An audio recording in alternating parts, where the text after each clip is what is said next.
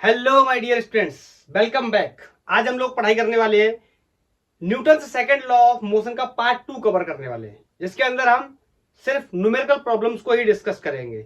कुछ अच्छे क्वेश्चंस हैं, नीट और जेई के क्वेश्चंस। इसके साथ साथ कुछ जो केवीएस या नवोदय विद्यालय में भी जो क्वेश्चन पूछे जाते हैं उन पे भी फोकस करेंगे। इसके साथ साथ मैं आपको बताना चाहता हूं, अगर आपने न्यूटन लॉ ऑफ मोशन का प्रीवियस लेक्चर मेरा देख लिया है तो अच्छी बात है। अगर आपको आता है तो भी अच्छी बात है। आपने किसी और का पढ़ रखा है, स्कूल में पढ़ रखा है या किसी और का लेक्चर देख रखा है तो भी ठीक है। लेकिन अगर आपको नहीं आता है तो आप मेरा लेक्चर देख सकते हैं, यूट्यूब पे टाइप कर सकते हैं न्यूटन लॉ ऑफ मोशन या Newton second law of motion by the गैंगबोर फिजिक्स, क्योंकि वो लेक्चर कंप्लीट किए ना हम इसकी पढ़ाई नहीं कर सकते। तो चलिए शुरू करते हैं। मैंने कुछ क्वेश्चंस ले रखे हैं, 8-10 एक एक करके डिस्कस करते हैं। पहला क्वेश्चन है, a car of mass is 1000 kg is moving with a velocity of 10 metre पर सेकेंड। मैंने बताया बार बार, सबसे पहले एक रफ डायग्राम बना लेते। मास कितना है 1000 kg और ये मूव कर रहा है किसी वेलोसिटी 10 मीटर पर सेकेंड से and acted upon a forward force 1000 Newton. मतलब इसमें फॉरवर्ड डायरेक्शन में कोई एक फोर्स लग रहा है, that is 1000 newton due to the engine. Of course इसको इंजन क्या कर रहा है, पुल कर रहा है। And the retarding force of 500 newton. वैसे तो सबको पता है कि फ्रिक्शन कहां करता है काम, due to the friction. Friction कहां काम करता है, पीछे की तरफ काम करता है। बहरहाल फ्रिक्शन से अभी ज्यादा लेना देना नहीं है, बस इतना बताया गया है कि पीछे की तरफ एक रिटार्डिंग फोर्स काम कर रहा है 500 न्यूटन का। What will be the velocity after 10 second. ध्यान से सुनना मेरी बात। अगर यही क्वेश्चन काइनेमेटिक्स में मैं कर रहा होता तो वहां पे इस फोर्स और इस फोर्स के बारे में कोई भी नॉलेज नहीं होती। सिंपली ये बोलता एक पार्टिकल 10 मीटर पर सेकंड से चल रहा है तो बताइए 10 सेकंड के बाद उसका वेलोसिटी कितना होगा। अगर उसमें इतना एक्सेलरेशन प्रोड्यूस्ड किया गया है तो वो एक्सेलरेशन या तो हमें देता था या बाय द हेल्प ऑफ हम इक्वेशन ऑफ मोशन से निकाल लेते थे। But we are dealing with the dynamics. मतलब हम काइनेमेटिक्स और डायनामेटिक्स का रिजल्ट डिफरेंस तो मैंने आपको बताया। काइनेमेटिक्स का मतलब है रेस्ट और मोशन। मतलब अगर मोशन में है तो वेलोसिटी पूछ लेंगे कितनी है, एक्सेलरेशन पूछ लेंगे, average velocity, average acceleration, instantaneous velocity, instantaneous acceleration, distance, displacement and all. But cause के बारे में बात नहीं करेंगे, एक्चुअली मोशन क्यों हो रहा है। एक्चुअली मोशन क्यों हो रहा है ये हम डिस्कस कर चुके हैं। फोर्स की वजह से मोशन डिस्कस हो रहा है और हम डील कर रहे हैं किसमें, डायनामेटिक्स में। तो डायनामेटिक्स में सब कुछ पूछेगा और कॉज भी पूछ सकता है, मतलब फोर्स के बारे में भी बता सकता है या पूछ सकता है। तो ऑफकोर्स फोर्स यहाँ दिया गया हुआ है और काइनेमेटिक्स के पैरामीटर्स के बारे में पूछा गया है, जो कि किसका पास है, पार्ट है, is also part of the dynamics. Dynamics मतलब kinematics plus cause of motion. Clear. तो बात करते हैं। हमसे कह रहा है, मान लेता हूं कि 10 सेकेंड के बाद after T equal to 10 second इसकी वेलोसिटी कुछ क्या हो गई, लेट्स से बी हो गई। मुझे बी निकालना है, बोलो। तो आपको पता है कि अगर ये काइनेमेटिक्स का सवाल होता मैं कहता फाइनल वेलोसिटी निकालनी है, इनिशियल वेलोसिटी कितनी है 10 गिवन है, v equal to you plus 80 type की इक्वेशन में लगा देता। और यहाँ पे जो टाइम है वो भी मुझे क्वेश्चन में गिवन है, कितना है बोल भाई। अरे टीप ले, क्वेश्चन से टीप ले। 10 सेकेंड बोल भाई। u एक बार लिख दूं क्या, एक बार पूरा इक्वेशन लिख दूं, u b equal to u plus 80 या u प्लस माइनस 80 बोलो। तो b इक्वल टू u की वैल्यू हमें दे रखी 10 प्लस और a हमें पता नहीं है और टाइम दे रखा है 10। Equation first. अगर मैं किसी तरीके से एक्सेलरेशन की वैल्यू को यहां पे पुट कर दूं, एक्सेलरेशन की वैल्यू को यहां पे पुट कर दूं तो मुझे मिल जाएगी फाइनल वेलोसिटी 10 सेकंड के बाद उस पार्टिकल की जिसका मास 1000 ग्राम्स है, सॉरी 1000 किलोग्राम्स है। बोलो। तो इसके लिए फोर्स कैसे निकाल सकते हैं, वेरी सिंपल। हमने Newton second law of motion में पढ़ा था कि F इक्वल टू क्या होता है, m में होता है। मतलब नेट फोर्स का डायरेक्शन नेट रिजल्टेंट एक्सेलरेशन के डायरेक्शन में होता है। बोलो, ये भी क्लियर है कि F net equal to m a net. क्यों नेट की क्यों बात कर रहा हूं, क्योंकि यहाँ पे कितने फोर्स लग रहा है, दो फोर्स लग रहा है। अगर एक फोर्स लग रहा होता सिंपल तो मैं क्या बोल देता, F इक्वल टू m ए। बोलो, ये फॉरवर्ड फोर्स कितना है 1000 न्यूटन का, तो ये बड़ा फोर्स है। इसको पीछे की तरफ कितना फोर्स लग रहा है 500 न्यूटन। आप कह रहे हो इसको घटा क्यों रहे, अरे नेट फोर्स तो ऐसे निकालेंगे ना। नेट फोर्स कैसे निकालेंगे, F2 माइनस F1 वेक्टर। अब ये कहोगे ये क्या है, ये वेक्टर में हम डिस्कस कर चुके हैं। दो वेक्टर्स को हम कैसे सब्ट्रैक्ट करते हैं, कैसे घटाते हैं। बोलो, क्लियर है? तो ये आप ऐसे भी समझ सकते हो, दो फोर्सेस है, एक 1000 न्यूटन का, एक 500 न्यूटन का, दोनों अपोजिट डायरेक्शन में काम कर रहे हैं, तो रिजल्टेंट फोर्स कितना बचा? 500। कैसे निकालेंगे? 1000 minus 500 will be equal to mass. Mass कितना दे रखा? 1000 kilogram into a net, acceleration आ जाएगा हमारा। बोलिए कितना बचा? 500 बटे 1000 से डिवाइड किया तो ए की वैल्यू कितनी आ गई? 1/2 मीटर पर सेकेंड स्क्वायर। क्या कर दे भाई? Put in 1। अरे बोल यार मेरे छोटे नन्हे मुन्ने से बच्चे, बोलो ए की वैल्यू कितनी है? 1/2 इंटू टाइम 10 सेकेंड। तो बी इक्वल टू ए कितना बचा? 5, ये कितना है? 10, तो कितना हो गया? 15 मीटर पर सेकेंड। विजिबिलिटी चेक करने दो, विजिबिलिटी चेक करने दो। Yes visible. बोलो, तो समझ गया ना? ये क्वेश्चन काइनेमेटिक्स में भी ऐसे क्वेश्चन हम कर चुके, लेकिन वहां पे हम फोर्स की बात नहीं कर रहे थे, यहाँ पे हमने फोर्स की भी बात कर ली। लगा लो फोर्स, क्या फर्क पड़ता है? हमें एक्सेलरेशन चाहिए था, वहां पे एक्सेलरेशन अलग अलग तरीके से निकालते थे, v² minus u² equal to 2s। एक सेकंड, लाइट का कुछ इशू है, एक सेकंड वेट करो आप बस, लाइट जाने की वजह से थोड़ा इशू हो गया था। This is the next problem. Question is a bullet of mass 0.4 gram, 0.04 gram, note कर लेते, 0.04 gram, sorry kilogram, moving with the speed of 90 metre पर सेकेंड, क्योंकि बुलेट है 90 मीटर पर सेकेंड से मूव कर रहा है, 90 मीटर पर second, enters a heavy wooden block. बोल रहा है ये किसी वुडन ब्लॉक में फंस जाता है, एंटर करता है, and stopped after 60 second, sorry 60 centimetre, मतलब इस वुडन ब्लॉक में 60 सेंटीमीटर का डिस्टेंस ये कवर कर लेता है। क्लियर है? What is the average resistive force exerted by the block on the wood, on the bullet? देखो सबसे पहले आप क्या किया करो ना, अब आप पॉज करो वीडियो को और आप क्वेश्चन को खुद से ट्राई करो, ठीक है? उसके बाद मैं बताता हूं। आई थिंक कर लिया होगा, कर लिया पॉज, कर लिया ट्राई, ओके चलो अब देखते हैं। यहां से बुलेट ने एंटर किया, ठीक, मुझसे कह रहा है एवरेज रेसिस्टिव फोर्स बताइए। मतलब जब बुलेट ने एंट्री किया होगा तो बुलेट का अपोज करने के लिए एक फोर्स लगा होगा, रेसिस्टिव फोर्स, आपको पता है अपोज करने वाला फोर्स होता है। तो उस फोर्स की वैल्यू कितनी होगी? देखो फोर्स चाहे कोई भी हो, उसकी वैल्यू यहां पर हम एम ए ही लिखने वाले, बस फर्क क्या होगा, रेसिस्टिव है तो ये वैल्यू माइनस आ जाएगी। मास ऑफ बुलेट हमें पहले से पता है 0.04, एंड एक्सेलरेशन हमें बताना है, और ऑफ कोर्स आपको पता है इस केस में एक्सेलरेशन नहीं क्या आएगा? D acceleration. अरे जब ये वैल्यू माइनस की आएगी तभी तो ये कैसा होगा? रेसिस्टिव फोर्स होगा। तो यहां से ट्राई करते हैं इसको, बताओ इनिशियल वेलोसिटी कितनी है? हमें पता है 90। इस वुडन ब्लॉक में एंट्री करने के बाद, इसको यू लिख लेता हूं, आपकी आदत होगी, यहाँ पे एंट्री करने के बाद इसमें धस गया होगा और कुछ समय के बाद क्या हो गई होगी? बुलेट स्टॉप हो गई होगी, तो फाइनल वेलोसिटी 0 हो गई। और बोलो कितना डिस्टेंस कवर किया है? 60 सेंटीमीटर। अब यहां से मत लेना ये डिस्टेंस कितना, इस डिस्टेंस से हमें कोई लेना देना नहीं है। जब इसने बुलेट ने एंट्री कर दी है वुडन ब्लॉक में, उसके बाद की स्टोरी को हमें समझना है, वो मैंने एक जनरली यहां से दिखा दिया बना के। तो मैं यूज कर सकता हूं तीसरी इक्वेशन। बोलो क्यों? अरे भाई डिस्टेंस पता है, इनिशियल एंड फाइनल वेलोसिटीज पता है, और हमें निकालना है एक्सेलरेशन, तो third equation will be very useful. Second क्यों नहीं लगा सकते? टाइम नहीं पता है। बोलो बोलो बोलो बोलो। फर्स्ट क्यों नहीं लगा सकते? टाइम नहीं पता है। तो v square minus u square equal to 2as। बोलो फाइनली बुलेट क्या हो गया? रुक गया। फाइनल स्पीड क्या हो जाएगी? 0 हो जाएगी, माइनस इनिशियल स्पीड कितनी है? 90, उसका क्या कर देंगे? स्क्वायर। 90 उसका क्या कर दिया? स्क्वायर। ये हो गया 2। एक्सेलरेशन हमें निकालना है और डिस्टेंस की वैल्यू 60 सेंटीमीटर में दी है, तो एसआई में कन्वर्ट कर लेते मीटर में, तो 10 टू दी पावर -2 लगा दिया, 60 इंटू 10 टू दी पावर -2 लगा दिया। ये 9 मत समझ लेना, ये ए है एक्सेलरेशन के लिए, मेरा राइटिंग खराब है। तो ए इक्वल टू ये कितना हो गया?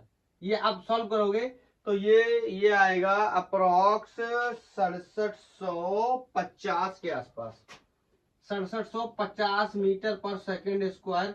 और आने वाला वैल्यू कैसा है? माइनस का। अब ये मत पूछना मुझसे ये कैसे सॉल्व हुआ, ये आपका पार्ट है, तो यहाँ उठाकर रख सकते हैं। बोलो क्या कह देंगे? Put in one, let me check the visibility. Is it visible? Yes. Yeah, it is. So we can say force या resistive force will be 0.04 into acceleration या डीएसेलरेशन बोलेंगे एक्सेलरेशन के बजाय। मैंने ये वैल्यू रख दी। आपको माइनस क्यों नहीं रखना है, क्योंकि क्वेश्चन में ऑलरेडी बोला गया कि रेसिस्टिव फोर्स है, इस वजह से हम मान के चल रहा है ये वैल्यू कैसी है, नेगेटिव आने वाली है। दैट्स व्हाई मैंने इसको इग्नोर कर दिया। और आप चाहो तो माइनस लगाना चाहो तो यहाँ पे ये रेसिस्टिव फोर्स का आर हटा दो, वैल्यू माइनस में आ जाएगी और आप कह देना कि माइनस का मतलब कैसा है, ये रेसिस्टिव फोर्स है। अब इन दोनों का मल्टीप्लाई करना है और मल्टीप्लाई करने के बाद आंसर करना है। And this is very simple calculation. Answer will be 270 Newton. अब मेरा हर एक बच्चा इसको कर लेगा, ये मैं जानता हूं। बोलो, ये था क्वेश्चन और ये एनसीईआरटी टेक्स्ट बुक का क्वेश्चन है। ठीक है, हम बहुत सारे अलग अलग प्रकार के क्वेश्चंस को ट्राई करने की कोशिश कर रहे हैं। मैं नेक्स्ट क्वेश्चन ऐड करता हूं वीडियो को पॉज करके, वरना लिखने में टाइम जाएगा। ओके, नेक्स्ट क्वेश्चन है, ये बोल रहा है a force of 72 dyne is inclined to the horizontal at an angle of 60 degree. Find the acceleration in the mass of 9 gram which moves in horizontal direction. तो ये अलग तरीके का क्वेश्चन है। अभी तक जो भी फोर्सेस होते थे वो 1D में होते थे, बट फर्स्ट टाइम ये फोर्स किस में आया है, 2D में आया है। देन एवरीबॉडी नोज हमें इसके क्या करने पड़ेंगे, कंपोनेंट करने पड़ेंगे। जिस डायरेक्शन में भी हमसे बात करता है तो हमसे किस डायरेक्शन में बात कर रहा है, ऑफ कोर्स हॉरिजॉन्टल डायरेक्शन में बात कर रहा है। तो हम क्या करेंगे, हॉरिजॉन्टल डायरेक्शन में इसके क्या बनाएंगे, कंपोनेंट तो दोनों में बनाएंगे, लेकिन हम कौन सा यूज करेंगे, हॉरिजॉन्टल डायरेक्शन का कंपोनेंट। चलो मैं बनाता हूं। ये क्वेश्चन है कि ये कोई, यहाँ पे ऐसे कर लेता हूं, ये कोई फोर्स है दैट इज 72 डाइन। ओके, और ये हॉरिजॉन्टल से इंक्लाइंड है 60 डिग्री पे। मेरे से बोल रहा है कि ये जो भी बॉडी है वो 9 ग्राम की बॉडी है। ठीक है, आपने बताना है कि हॉरिजॉन्टल डायरेक्शन में कितना एक्सेलरेशन होगा। इसका मतलब मुझे बताना है acceleration along the x direction. Clear? तो आपको पता है एक्सेलरेशन में कैसे निकाल सकता हूं, बहुत ही सिंपल है, force equal to mass times of acceleration.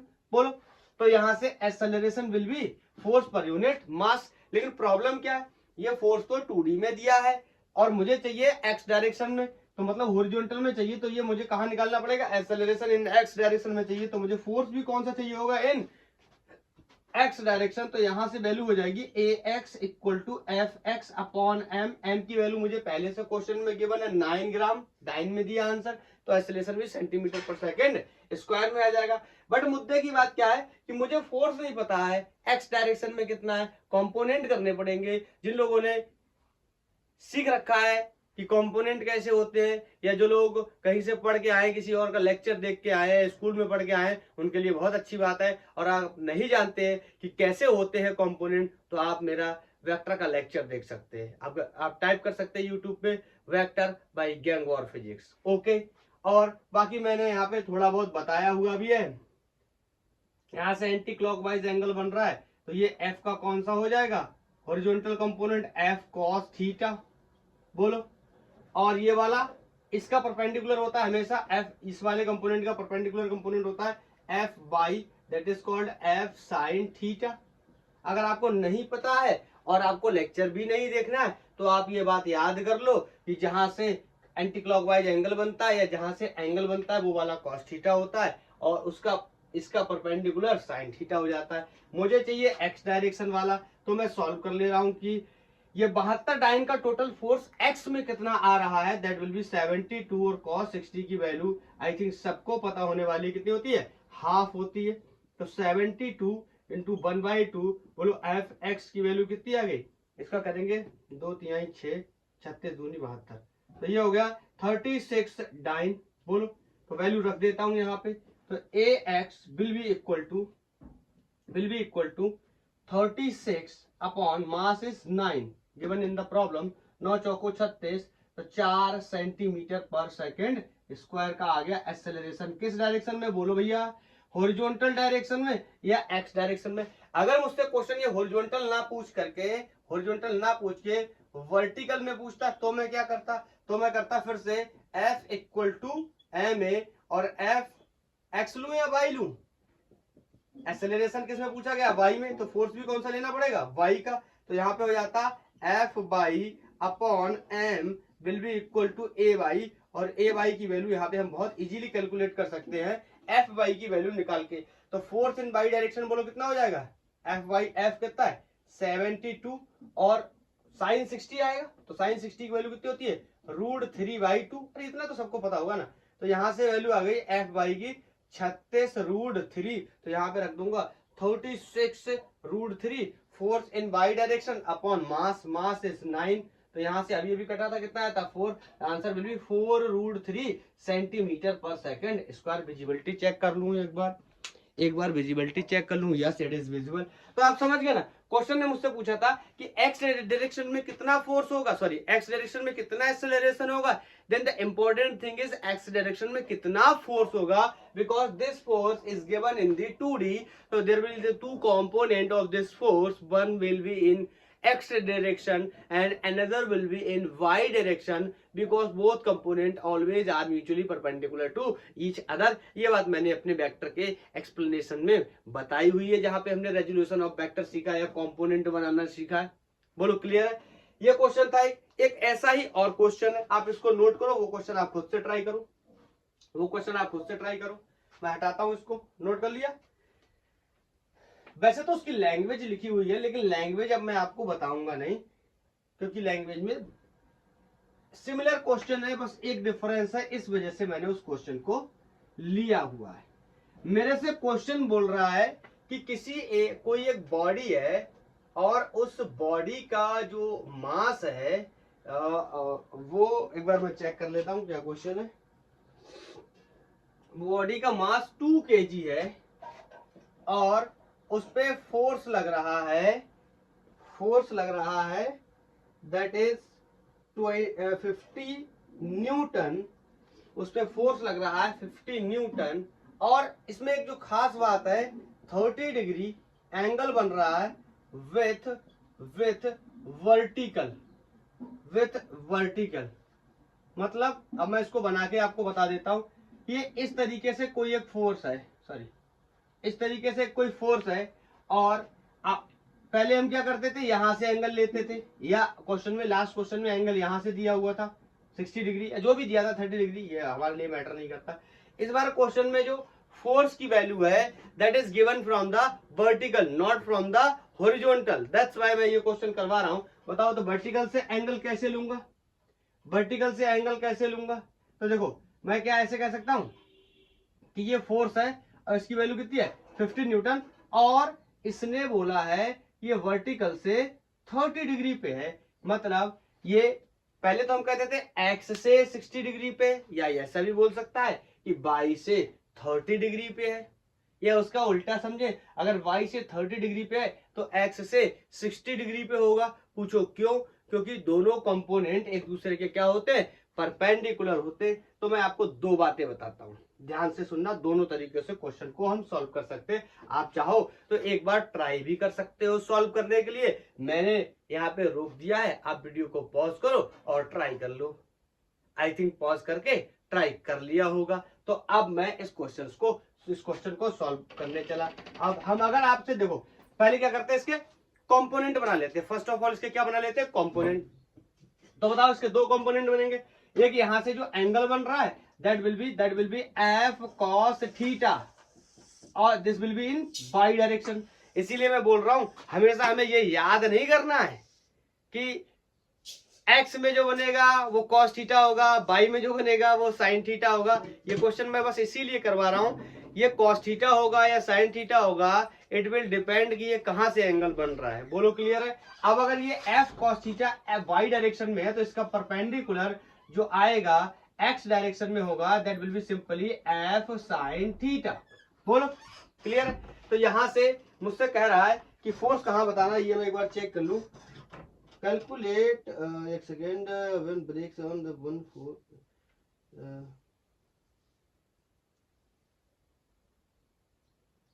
हाँ, मुझसे कह रहा है एक्सेलरेशन। अब मैं ज्यादा इसका एक्सप्लेनेशन नहीं लिखता हूं, मैं सीधे सिंपल लिख देता हूं। एक्सेलरेशन इन एक्स डायरेक्शन में मुझसे क्या किया गया है, पूछा गया है। तो बोलो अभी अभी मैंने सीखा था एक्स डायरेक्शन में एक्सेलरेशन हम सिंपली फोर्स का एक्सप्रेशन लगा सकते हैं F equal to M A. आपने ये 9th में भी किए होंगे क्वेश्चन, लेकिन 9th में सिंपली या तो एक्स में निकाला होगा या बाई में जो वैल्यू होगी वो दी होगी कि इंक्लिनेशन पे नहीं दिया होगा, यहाँ पे इंक्लिनेशन पे दिया है तो एक्स में निकालना है तो दोनों की वैल्यू को एक्स में रख लेता हूँ।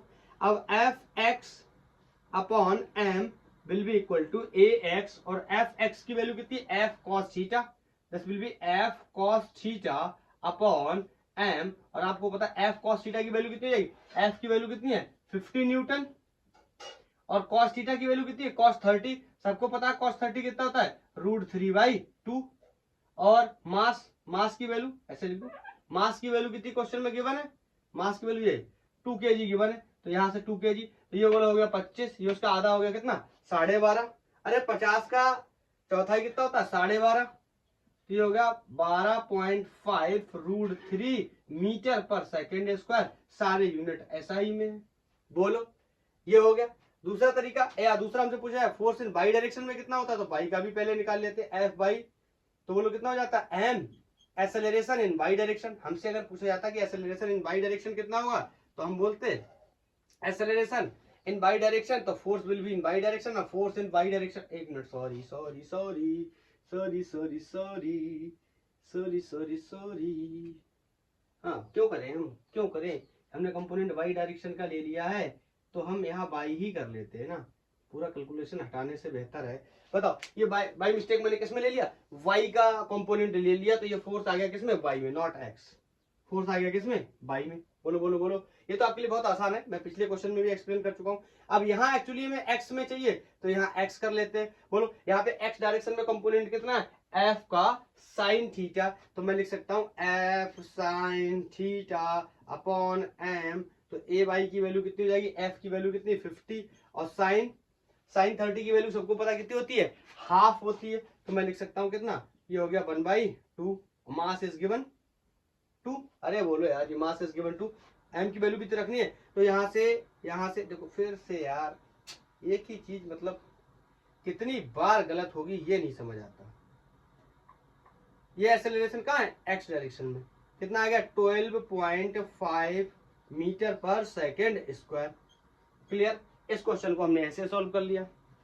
बोले लेकिन कुछ लोग कह रहे नहीं सर हमें तो आदत है कि cos थीटा हॉरिजॉन्टल में ही रहे, वर्टिकल में हम नहीं चाहते cos थीटा जाए। कोई बात नहीं, आपने इसको नोट कर लिया होगा, मैं इसको साफ कर रहा हूँ। ओके, तो मैं इस डायग्राम को दोबारा से बना रहा हूँ, मैं इस डायग्राम को ऐसे भी तो बना सकता हूँ। बोलो मुझे पता है कि एंगल यहाँ वर्टिकल से 60 है, वर्टिकल से 60 है, आंसर यही आने वाले, वर्टिकल से 60 है, तो बताओ हॉरिजॉन्टल से कितना हो जाएगा, वर्टिकल से 30 है तो हॉरिजॉन्टल से कितना हो जाएगा 60, अरे ये तो 90 होता है, ये तो सबको पता ना, ये एंगल 90 होता है।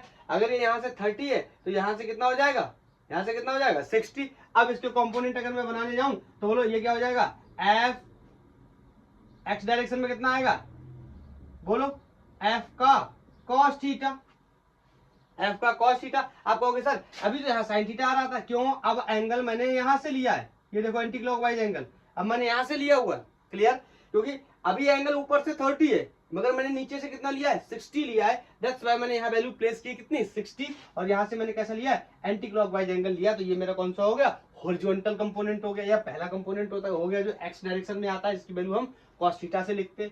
अब बताओ यहाँ पे अगर मैं वाई डायरेक्शन में लिखने जाऊंगा तो एफ बाई की वैल्यू कितनी होगी, एफ और साइन 60 नॉट 30, मैंने वैल्यू को क्या कर लिया चेंज कर लिया। उसने कहा एक्स डायरेक्शन में एक्सेलरेशन बताओ, तो एक्स डायरेक्शन में force mass acceleration in X direction, तो एक्स डायरेक्शन में acceleration force in X direction upon mass, force in X direction is F की वैल्यू हमें क्वेश्चन में गिवन है that is 50 newton, and cos 60 everybody knows cos 60 कितना होता है half होता है, एंड मास इज 2, अगेन कितना आ गया 12.5 12.5 मीटर पर सेकेंड स्क्वायर। अभी ये वैल्यू साफ भी नहीं हुई, ये लिखा हुआ है देखो, पहले भी इतना ही आया था, कंपोनेंट को मैंने रिवर्स कर लिया फिर भी इतना ही आएगा। बोलो अगर वाई डायरेक्शन में निकालना है तो यहाँ से निकाल देता हूँ, यहाँ फॉर्मूला पहले से लिखा हुआ है, तो ए y will be equal to F y upon m, F y कितना है F sine 60,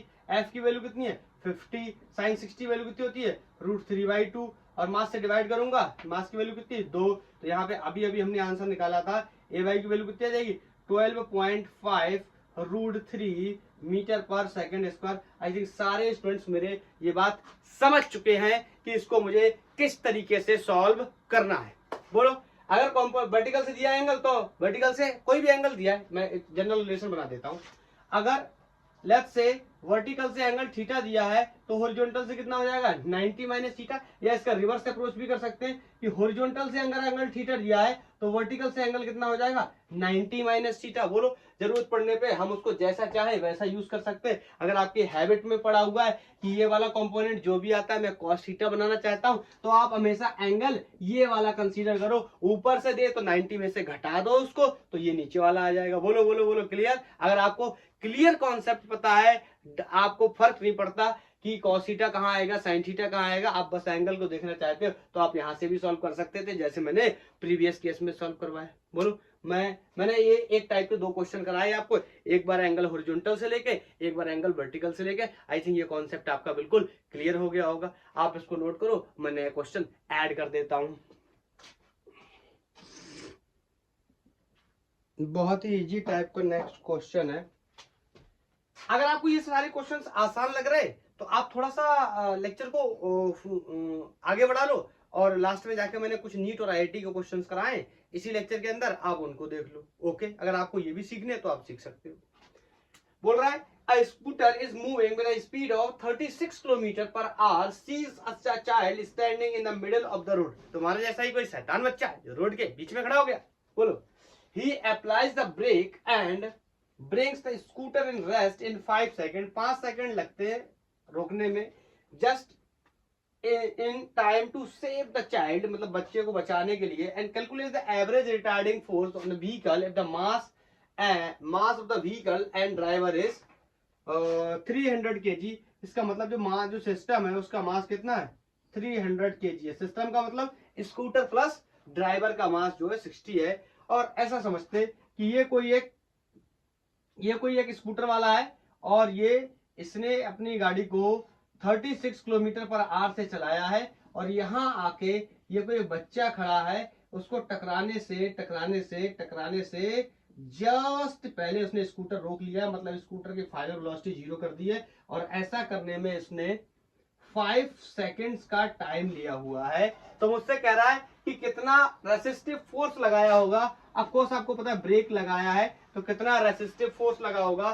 question is very easy for me. Resistive force निकालने के लिए मुझे मास और एक्सेलरेशन पता होना चाहिए।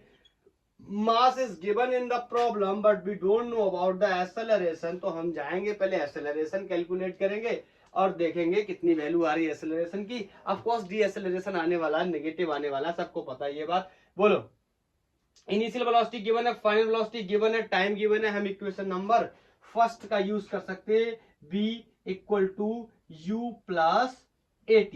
बोलो, फाइनल वेलोसिटी क्या हो गई स्कूटर की 0 हो गई। ये इधर आया -u का मतलब 30। जिन लोगों को पता नहीं है कि km/h में कैसे कन्वर्ट करते हैं तो उनको पहले एक बार मैं बता देता हूं। आप चाहे तो शॉर्ट ट्रिक से भी कर सकते हैं। बताओ, km/h को किसमें चेंज करना है, मीटर पर सेकंड में। तो 1 किलोमीटर में 1000 मीटर होते हैं। तो बोलो, किलोमीटर को हटाया तो यहाँ क्या लिख दिया 1000 मीटर अपॉन टाइम r। एक आर में 3600 सेकेंड्स होते हैं। जिन लोगों को नहीं पता है वो ऐसे समझ सकते हैं कि एक आर का मतलब क्या होता है, एक आर का मतलब होता है क्या 60 मिनट। बोलो, और अगर मैं देखूं तो 60 मिनट और 1 मिनट में कितने सेकंड्स होते हैं 60। This is going to be 3600। बोलो, 3600 सेकंड किसमें हो गए, 1 घंटे में। तो यहाँ 2 0 से 2 0 मर गए। बोलो, और u = कितना बचा, ऊपर 10, नीचे कितना बचा 36। तो इससे ये मर गया। Answer is 10 मीटर/सेकेंड। क्लियर? इसका पहला तरीका। कुछ लोगों ने इस बात को डायरेक्ट याद किया हुआ होता है। जब हम km/h से मीटर/सेकंड में जाते हैं तो हम 5/18 का गुणा कर देते हैं और ये कन्वर्ट हो जाता है मीटर/सेकंड में। और इसको आप काटेंगे तो 18 दूनी 36 और 5 दूनी 10, फिर से यही आ जाएगा। Choice is yours. कुछ लोग अगर किलोमीटर पर आर से मीटर पर सेकंड में कन्वर्ट करना है तो इसको 18/5 करते हैं। मैंने सिर्फ इसलिए बताया, मेरे को कंफ्यूजन हो जाता था कि कब मुझे 5/18 करना है और कब मुझे 18/5 करना है। I was very confused in 5/18 or 18/5. That's why I don't use this expression 5/18 or 18/5. I simply use simple calculation. I am going to convert the kilometer into the meter. So I will multiply by the 1000 to convert a kilometer into the meter, and 1 hour to convert into the 1 second will be 1 hour will be equal to 3600 second. उसका उल्टा करना होता metre पर second या kilometre पर are, metre पर second से kilometre पर आर में करना होता तो भी मैं कर लेता कि 1 मीटर में या 1 किलोमीटर में 1000 मीटर है तो 1 किलोमीटर में 1/1000 मीटर होंगे। मतलब यहाँ पे कितना आ जाता 1/1000 या 10⁻³ both are the same thing. 1/1000 और 10⁻³ आप समझ सकते हैं मैं क्या बताने की कोशिश कर रहा हूं। तो वेरी सिंपल कैलकुलेशन। तो यहाँ 36 को हटा करके मैं कितना रख देता हूं 10 and this is -10 will be A and time लेता है 5 सेकेंड। तो यहाँ से एक्सेलरेशन की वैल्यू नेगेटिव आ गई मीटर पर हाफ मीटर पर सेकेंड स्क्वायर या 0.5 मीटर। ओके हमसे कह रहा है कितना रेसिस्टिव फोर्स रखना है तो इसकी वैल्यू को प्लस में ही रख लेते हैं। We are already dealing with the resistive force. Question is demanding about the resistive force. तो 300 × 1/2 एंड आंसर विल बी, अरे 300 का आधा कितना होता है 150 न्यूटन। तो आंसर इज 150 न्यूटन। कौन सा फोर्स है resistive force. That's why I am ignoring the negative sign. Question पूछता कितना फोर्स होगा तो मैं निकालता 1 सेकंड, लाइट का इशू है बस 1 सेकंड वेट करो आप। बोलो क्लियर है। यह क्वेश्चन जितना लेंदी था लिखने में उतना ही इजी था सॉल्व करने में, लेकिन आप सोच रहे इतना इजी सवाल क्यों कराऊं। कोई भी क्वेश्चन इजी नहीं होता, अगर आपको पता है तभी इजी होता है। मैं बिल्कुल जीरो से शुरू किया था। इंट्रोडक्शन मैंने आपको पढ़ाया, फर्स्ट लॉ मैंने आपको पढ़ाया, अब फिर मैंने सेकंड लॉ आपको पढ़ाया, फिर सेकंड लॉ के रिगार्डिंग ये कुछ नॉर्मल क्वेश्चंस है। धीरे धीरे चल के हम आगे और कठिन क्वेश्चंस की भी बात करने वाले हैं। बहुत बहुत कठिन क्वेश्चंस भी आएंगे। ओके तो अगर आप ज्यादा टफ नहीं पढ़ना चाहते, आप स्कूल में स्टूडेंट हैं, आप स्कूली स्टूडेंट है तो आपके लिए ये सब बहुत जरूरी है। और आप नीट या IIT का प्रिपरेशन करते तो आपके लिए शायद ये क्वेश्चंस इतने ज्यादा इंपॉर्टेंट ना हो। अगर आपको बेसिक आता है तो, अगर आपको नहीं आता तो ये इससे होके जाना ही पड़ेगा तभी आगे सॉल्व होगा, नहीं तो सॉल्व नहीं होगा।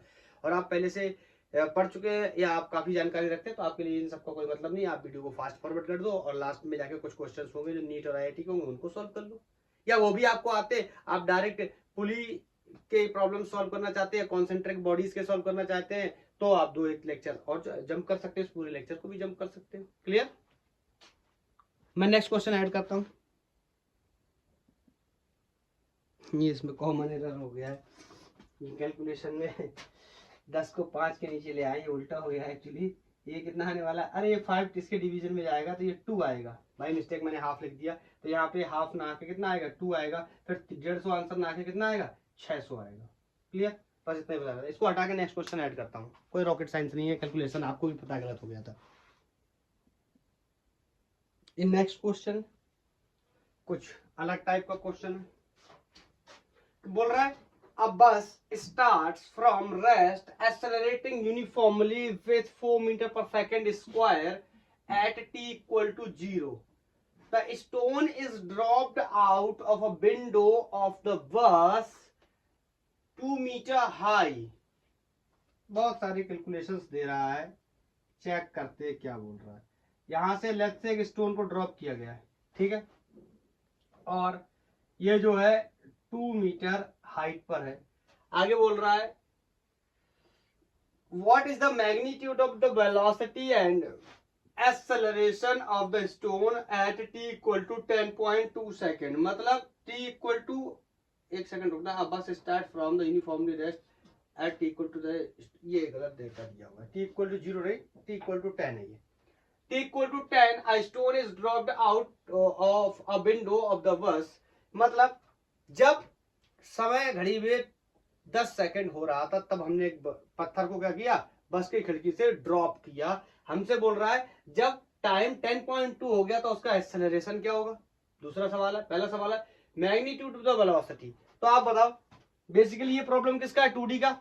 वैसे तो मैं चाहूं तो उसको ये बोल सकता हूं ये प्रोजेक्टाइल का प्रॉब्लम है और टॉवर टू ग्राउंड वाला केस है। प्रोजेक्टाइल की पढ़ाई हम करके आ चुके हैं। अगर प्रोजेक्टाइल में ये सवाल मैं कराता, इस सवाल की कोई वैल्यू नहीं थी, बहुत ही आसान था। लेकिन ये फोर्स कॉन्सेप्ट में आया है, प्रोजेक्टाइल का यूज करके आया है। बोलो तो उसको क्या करेंगे? आपको पता है एक्सेलरेशन ड्यू टू ग्रेविटी हमेशा नीचे की तरफ ही काम करता है। यहां से पत्थर को ड्रॉप किया गया, इसका मतलब पत्थर के पास इनिशियल वेलोसिटी सिर्फ किस में थी? बोल भाई, सिर्फ किस में थी? एक्स में। उस समय बाई में कोई भी वेलोसिटी नहीं थी यार। ऐसे तो फेंकोगे ना पत्थर को, ऐसे फेंका तो इनिशियली वेलोसिटी सिर्फ किस में? एक्स में। हाँ, लेटर ऑन बाई में भी हो गई क्योंकि नीचे जाने लगा। बोलो भाई, इनिशियल वेलोसिटी किस में है? सिर्फ एक्स में। तो मैं क्या इनिशियल वेलोसिटी निकाल लूं? तो मैं बोलूं आपसे क्या? Motion along x. तो आप कहोगे क्या? बोलो बोलो बोलो, क्या क्या? अब मुझे यहाँ पे कहीं जगह पे, यहाँ पे जब मैंने फेंका तो ये 10 सेकेंड हो रहे थे, और 10.2 का मतलब यहाँ कहीं मान लो जब यहाँ कहीं आया पार्टिकल, तो मुझे इसकी वेलोसिटी बतानी है। अब याद करो, मैं आपको प्रोजेक्टाइल से याद दिलाता हूँ, इसका उल्टा करके याद दिलाता हूँ, ऐसा करके याद दिलाता हूँ। बताओ, मैं आपसे कहूँ यहाँ पे वेलोसिटी कितनी होगी, तो आप कहोगे ये एक्स के अलॉन्ग होती है, ये वाई के अलॉन्ग होती है, और नेट वेलोसिटी कितनी होने वाली है? वी नेट कितने होने वाली है? Inside the root U X square plus U Y square. ये तो आप बोलोगे। अरे बोलो भाई, एक्स के लॉन्ग वेलोसिटी प्लस वाई के लॉन्ग वेलोसिटी का वेक्टर सम करते हैं यार। और भी एक्सप्लेन करूं क्या? ये एंगल कितना है? थीटा। तो एक्चुअल में पता है हमने क्या लिखा हुआ है? वी एन, ये नेट वेलोसिटी का square U X square plus U Y square plus 2 times of U X U Y cosine. Cosine, cosine कितनी वैल्यू है? 9 थी। बोलो यहाँ पे वैल्यू कितनी है? 9 थी। ये वाला फंक्शन क्या हो गया? 0। जब इसको सॉल्व किया तो ये ऊपर वाला आ गया क्या? आंसर। अरे रूट रूट लेंगे, बोलो ये आ गया। हमसे कह रहा है तो यहाँ पे हमें बताना है, तो सिंपली हमें क्या करना है? एक्स के लॉन्ग वेलोसिटी निकालनी है और बाई के लॉन्ग वेलोसिटी निकालनी है, और हमें आंसर कर देना है। एक्स के लॉन्ग वेलोसिटी यहाँ से निकाल रहे हैं। क्या एक्स के लॉन्ग वेलोसिटी चेंज होगी? कभी नहीं होगी, क्योंकि एक्स के अलॉन्ग कोई भी एक्सेलरेशन है नहीं इस क्वेश्चन में, प्रोजेक्टाइल में होता भी नहीं है। जो horizontal component of the velocity या x component of the velocity in the x direction will never change because there is a no acceleration or deceleration in x direction। ये बात मैंने आपको प्रोजेक्टाइल में भी एक्सप्लेन की हुई है, यहाँ पे भी आपको बता दी। एक्सेलरेशन सिर्फ किस में है? y डायरेक्शन में। नाम क्या है? Acceleration due to gravity. तो आई थिंक ये बात आप समझ चुके होंगे। ये सारा एक्सप्लेनेशन मैं साफ कर देता हूं, और आंसर करने के लिए आप ये मान के चलो कि मुझे इस इक्वेशन में दोनों की वैल्यूज को रखना है। तो पहले मैं यू एक्स की वैल्यू निकाल लेता हूं और फिर मैं यू बाई की वैल्यू निकाल लूंगा। तो बोलो V X will be U X plus 80। बोलो बोलो बोलो बोलो, यू एक्स प्लस 80। अरे कैसे निकालूं बताओ? अरे इन इक्वेशंस का यूज करके आसानी से निकाल सकता हूं। बोलो भाई, बोलो बोलो बोलो। और बाई डायरेक्शन निकालना होगा तो मोशन अलोंग बाई करेंगे। क्लियर है? अच्छा, यहाँ पे ये थोड़ा सा यू एक्स ना करके यहाँ पे V X square plus D Y square में करना चाहिए। बोलो यहाँ पे जो भी वैल्यू होगी फाइनल वेलोसिटी की वैल्यू होगी जो हमसे पूछा गया, यू बी में कंफ्यूजन नहीं होना चाहिए, ना यहाँ यू निकालने लगेंगे। बोलो इनिशियली पत्थर को क्या किया गया? ड्रॉप किया गया है। अब bus start from the rest accelerating uniformly. ये बस एक्सेलरेट कर रहा है, ये बस का एक्सेलरेशन है। At T equal to 10 second a stone is dropped. बात समझे? स्टोन को क्या किया गया? ड्रॉप किया गया है। मतलब इनिशियल वेलोसिटी स्टोन की कितनी है? 0। अरे ये तो समझ आ रहा है ना। तो V X will be equal to, बोलो अब आप कहोगे सर एक्स के अलावा कोई एक्सेलरेशन तो है नहीं, तो एक्सेलरेशन क्या लगाएंगे? ऑफ कोर्स बस का एक्सेलरेशन लगाएंगे बच्चे। क्यों क्यों क्यों? क्योंकि बस क्या कर रही है? एक्सेलरेट कर रही है। आपको इतना पता होगा, नहीं पता तो मैं बता देता हूं। जो भी ऑब्जेक्ट है मूविंग ऑब्जेक्ट में बैठा है, तो उसके पास उसका एक्सेलरेशन या वेलोसिटी जो भी होगी मूविंग ऑब्जेक्ट की, वही उसकी भी होगी। बोल क्लियर? ये तो पता होगा ना। आप ट्रेन में बैठे तो ट्रेन की स्पीड और आपकी स्पीड क्या होगी? सेम। गधे हो तो कोई बात ही नहीं है। 4। और कहां पर पूछ रहा है? कहां पर पूछ रहा है? बोलो बोलो, ये वैल्यू कितनी है? 10.2। लेकिन क्या मैं 10.2 रखूं यहाँ पे, या फिर मैं क्या रखूं? बोलो बोलो बोलो बोलो। मुझे रखना पड़ेगा यहाँ पे 10 सेकेंड। 10 सेकेंड, क्योंकि मुझे पता भी तो चले ना। आप कहोगे सर ये तो इनिशियल वेलोसिटी निकाल रहे हो आप ये तो इनिशियल वेलोसिटी निकाल रहे हो, आप टी इक्वल टू 10 सेकेंड रख रहे हो।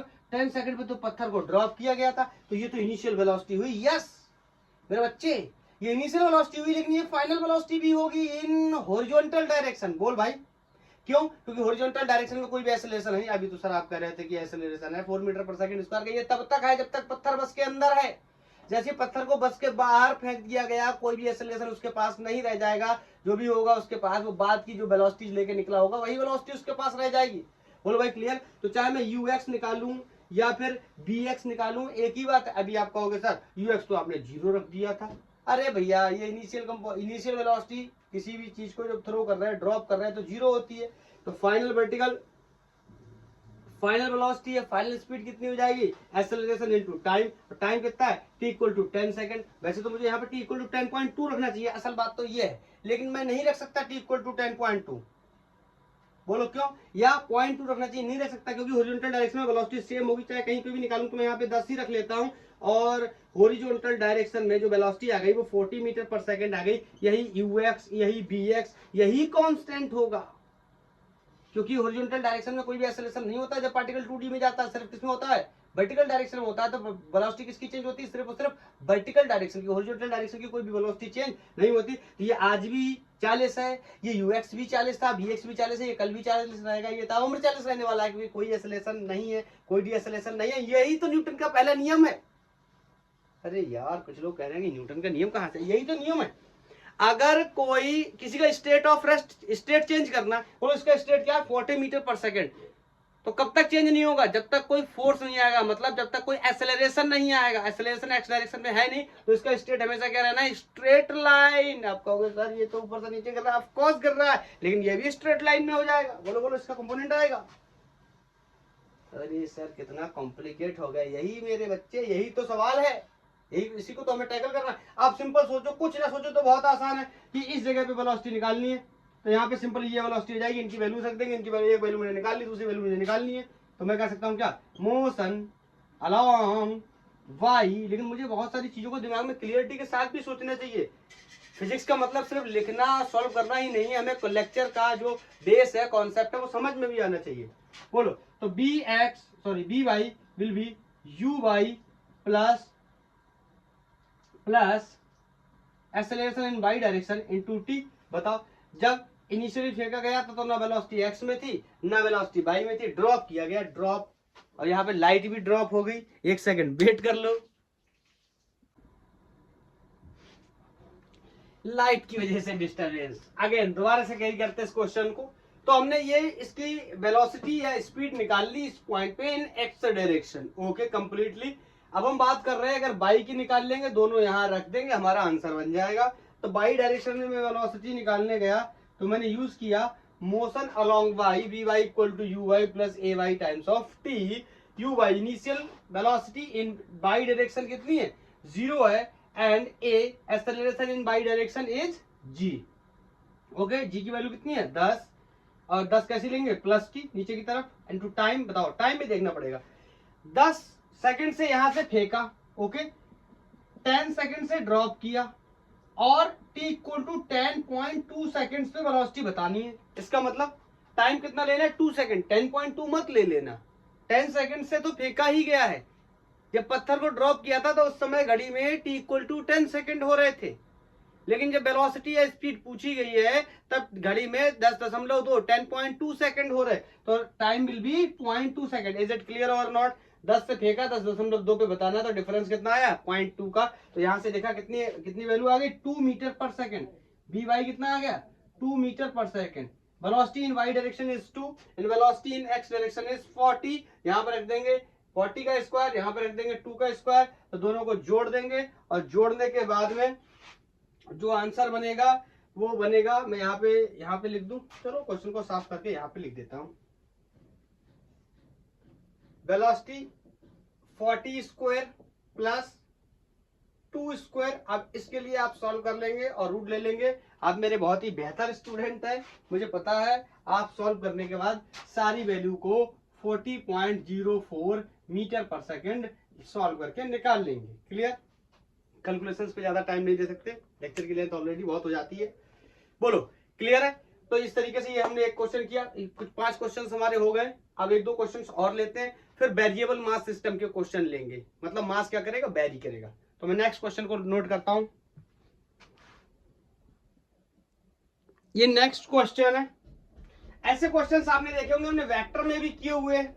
बोलो, हमसे बोल रहा है दो फोर्सेस हैं, 5√2 and 6√2 are acting on a body of mass 1000 kg at an angle 60 degree to each other. Find the acceleration, distance covered and velocity of mass after 10 second.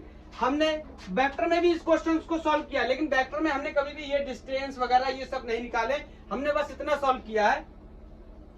I think आपने क्वेश्चन पढ़ लिया होगा, video को pause कर लिया होगा और आप क्वेश्चन को ट्राई कर रहे होंगे, क्योंकि आप मेरे बहुत ही ऑनेस्ट स्टूडेंट हैं। बोलो मेरे बच्चे, क्लियर? आप मैं सॉल्व करने चला। बोलो, कर लिया ट्राई, कर लिया ट्राई, कर लिया ट्राई। ओके, तो यहाँ पे दो फोर्सेस हैं, let's say one is 5√2 that is F1 and second is let's say F2 that is 6√2 and both are acting at the angle of 60 degree. तो यहां कहीं आने वाला इन दोनों का क्या रिजल्टेंट फोर्स। बोलो, मुझसे कह रहा है find the acceleration, distance covered and velocity of the mass after 10 second. तो सबसे पहले मुझे क्या करना पड़ेगा? बोलो, F इक्वल टू अगर मैं ma कर दूं, तो अगर मुझे फोर्स पता है तो यहां से क्या आ जाएगा? एक्सेलरेशन की वैल्यू आ जाएगी, जो कि पहला पार्ट सॉल्व हो जाएगा। अगर एक्सेलरेशन पता चल गया तो काइनेमेटिक की जो मोशन की इक्वेशंस है उनका यूज करके मैं डिस्टेंस को पता कर लूंगा एंड वेलोसिटी को भी पता कर सकता हूं। तो सबसे पहला क्वेश्चन मुझे एक्सेलरेशन निकालना है। एक्सेलरेशन निकालने के लिए मुझे फोर्स पता होना चाहिए। क्या मैं यहाँ 5√2 रख दूं एफ की जगह या 6√2 रख दूं? तो क्वेश्चन है, answer is no, we can not use 5√2 और 6√2। We are going to use net force. This is going to be net acceleration. तो नेट फोर्स कैसे निकालते हैं? By the help of vector law, F square equal to F1 square plus F2 square plus 2 times of F1 F2 cos 60। जिन लोगों को vector आता अच्छी बात है, जिन लोगों ने किसी और से पढ़ाई कर रखी है अच्छी बात, किसी का लेक्चर दे रखा है और अच्छी बात। लेकिन अगर आपको नहीं आता है तो आप YouTube पे टाइप कर सकते हैं vector law of addition by the Gangwar physics और आप मेरा लेक्चर देख सकते हैं कि ये किस तरीके से आया और कहां से आया है। ओके, बाकी अगर आपको नहीं पढ़ाई करनी है या आप नहीं देखना चाहते तो आप इस फॉर्मूले को याद भी कर सकते हैं। क्लियर? तो Fn स्क्वायर इक्वल टू, बोलो F1 की वैल्यू 25 हो जाए, इसका स्क्वायर करूंगा और √2 का स्क्वायर कितना हो जाएगा? 2। कितना हो गया? 25 इंटू 2, 5 का स्क्वायर। अरे इतना तो समझ आ ही रहा होगा, इसमें क्या ही एक्सप्लेन करूं। तो ये हो जाएगा 36 √2 का square 2 plus 2 times of F1 F2, इसका मतलब 5√2 इंटू 6√2 इंटू, अब देखो नहीं ज्यादा नहीं करूंगा, इतना सबको पता है, cos 60 की वैल्यू हाफ होती है। बोलो, तो इससे ये चला गया यहां पे Fn square, this is going to be 50, this is going to be 72, 36 दूनी 72। बोलो, this is going to be 5 6 30 और √2 का मल्टीप्लाई करूंगा कितना हो जाएगा? 2। तो 30 दूनी 60। अरे बोलो भाई, विजिबिलिटी चेक कर लूं क्या, एक लाइन और लिख सकता हूं? यहां पे कर लूं क्या? अब इसको क्या करना है? जोड़ना है। देखो 50 और 60 110, 110 और 72 182। तो Fn square equal to inside the root 182। Let me check one time.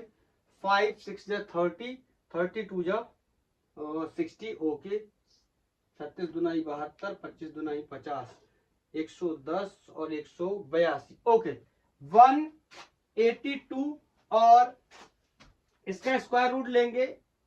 मत पूछना कैसे लेंगे, वरना क्लास 7th 8th में एडमिशन करवा दूंगा।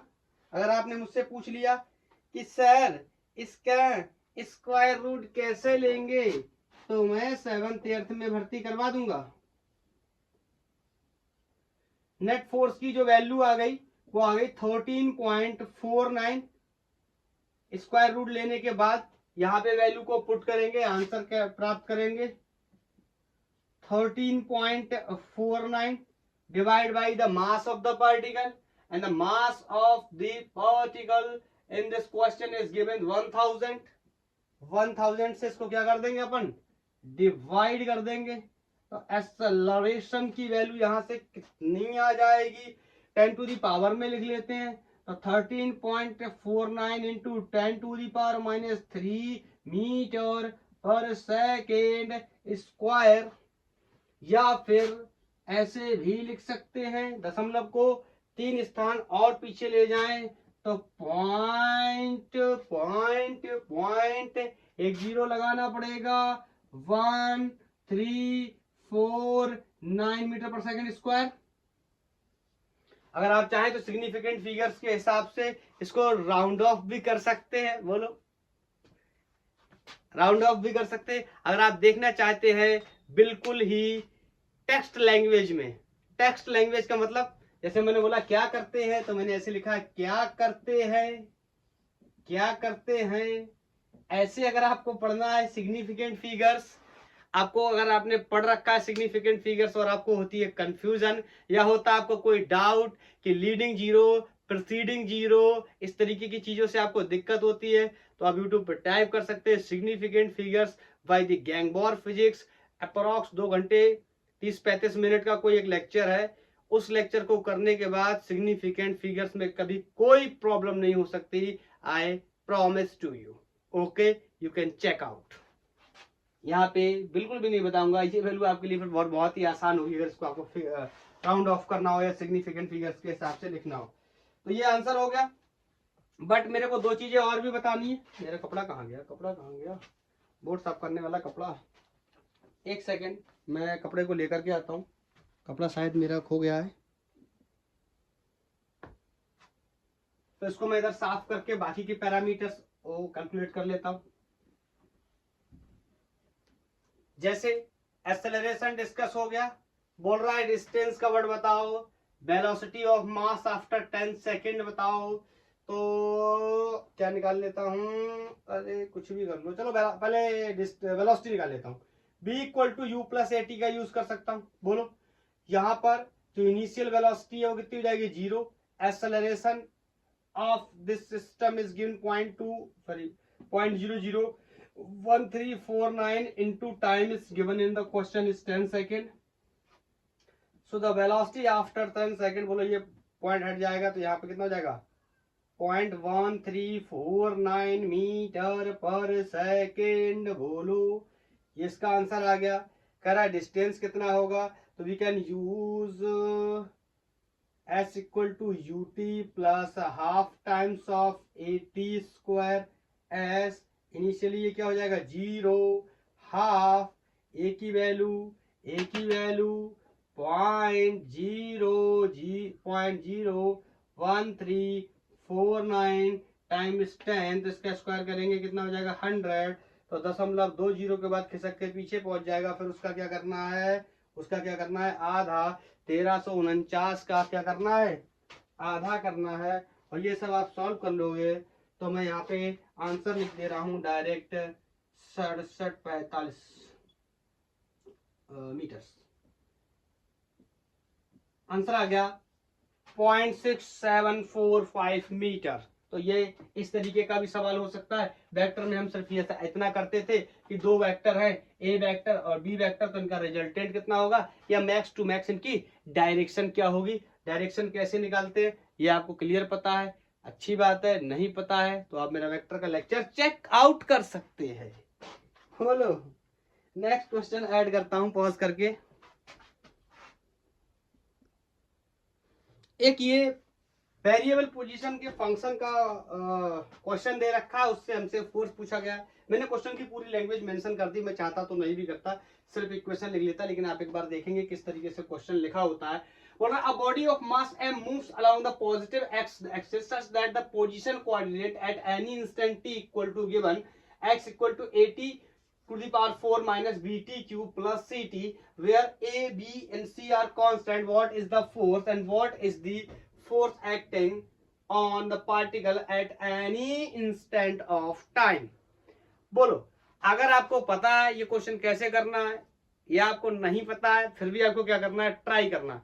हम लोग ये मान के चल रहे हैं, हम लोग काइनेमेटिक्स पढ़ के आ गए, तो आपको पता है डिफरेंशिएशन कैसे होता है, इंटीग्रेशन कैसे होता है।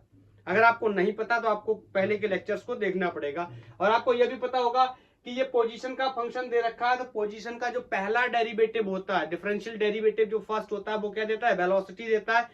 और पोजीशन का जो सेकंड डेरिवेटिव होता है वो एक्सेलरेशन दे देता है, या फिर वेलोसिटी का जो फर्स्ट डेरिवेटिव होता है वो क्या दे देता है, एक्सेलरेशन। तो मैं इसका डेरिवेटिव बनाने चला। अगर आपको ये सवाल बहुत ही वियर्ड लग रहा है, बहुत ही अजीब लग रहा है, तो इसमें कोई खास बात नहीं है। आपको जाना है काइनेमेटिक्स में मेरे ऐसे लेक्चर्स, आपको बहुत लेक्चर के अंदर बहुत सारे क्वेश्चंस मिलेंगे जहां आपको acceleration, velocity, instantaneous acceleration, average acceleration, instantaneous velocity, average velocity मिलेगी। तो वहां आप चेकआउट कर सकते हैं, या फिर आप ये जो तरीका मैं हल्का यहाँ पे बेसिकली थोड़ा सा बताने की कोशिश करूंगा, आप उसको समझ सकते हैं। तो बोलो, पोजीशन दी है लेकिन मुझे क्या बताना है, फोर्स बताना है। तो आपको पता है force is always m times of A. Acceleration, mass question में कितना दे रखा है, m दे रखा है, तो सबसे पहले m की वैल्यू तो गिवन है m, हमें a की वैल्यू निकालनी पड़ेगी।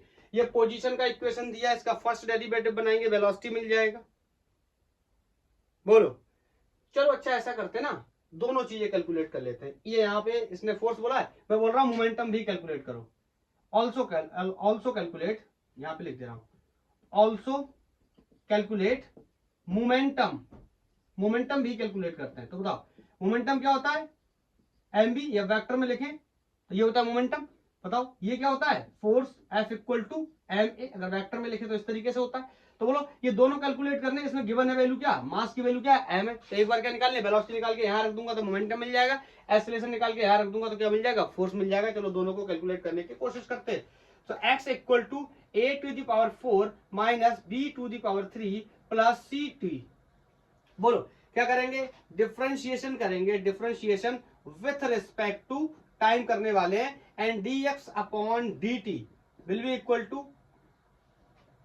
To d over dt of at to the power 4 minus b to the power 3 plus ct। आपको डिफरेंशिएशन का नियम पता है, मैं ये मान के चल रहा हूं, नहीं पता तो जो बता रहा हूं वो याद रखना। या फिर आप लेक्चर देख सकते हैं मेरा, काइनेमेटिक्स का, मोशन इन स्ट्रेट लाइन में बहुत कुछ मिलेगा आपको।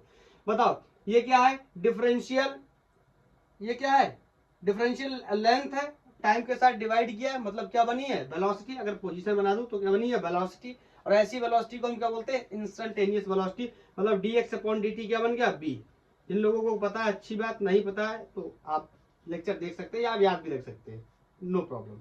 मैंने आपको बताया कैसे डिफरेंशिएट करने होते हैं। वैसे तो बहुत लंबा नियम है, पहले मैं इसमें मल्टीप्लाई करूं, फिर इसमें मल्टीप्लाई करूं, फिर इसमें मल्टीप्लाई करूं, सबका अलग अलग करूं। मैंने एक लाइन में साफ साफ बता रखा है, पावर को आगे लाओ, पावर में से एक कम करो, डिफरेंशिएशन हो गया। तो बोलो कितना हो गया, 4at टू दी पावर 3।